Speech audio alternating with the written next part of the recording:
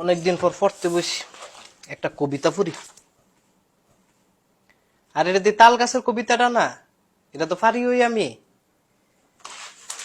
ওই বগি তুই খাস কি, বোনা খিচুড়ি চাস কি, মুরগি দিয়া খাবিনি, আমারে ফাইলে দিবিনি, আমার বাড়ি মনায় কান্দি তোর বাড়ি সিনায় কান্দি তুই। মাগো দাও গীতা, একটা জিনিস না ফাললে কবি না, জুত করে বইয়া থাকবি। তুই কোন দেখছ ছড়ার মধ্যে বুনা খিচুড়ি লইয়া কথা কয়? হ্যাঁ, বুনা খিচুড়ি খাবিনি, আমারে ফাইলে দিবিনি। তে বগি লোকে বন্ধু ফাইতা লাইছে, বগিয়ে তারে বুনা খিচুড়ি খাওয়াইব, বগিয়ে ফাইলে তোরে বুনা চটকনা দিয়ে দিব। ও আমি এনে কিতাম, আমার মাথায় তো খালি ইডি ঘুরে, যা মাথায় হেটা দিয়ে তো সরা বানাইলাই। এছাড়া তুই কোন দেখছ মানুষে বুনা খিচুড়ি লিয়া সরা বানায়? হ্যাঁ, এটা সরা না ডাইলের বড়া রে। মাগো আমি একজন অন্যরকম কবি হইতাম না, মাইনসে হইতেছে একজন বালা কবি, বিদ্রোহী কবি। তুইও বি একটা বেত্তুমিস কবি। তুমি কি কও এডি?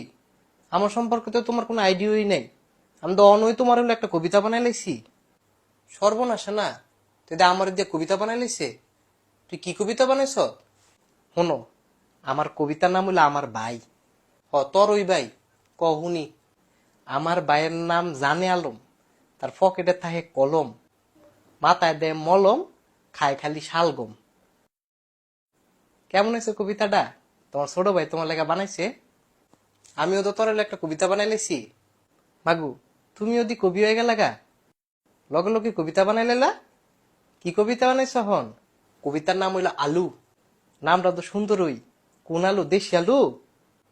আরে ইন্ডিয়ান আলুডা। আচ্ছা কও কও শুনি। আমার ভাই চকলেট, ভাত খায় সাইড ফিলেট, পড়ালেখায় নাই চালু, পরীক্ষায় পায় আলু।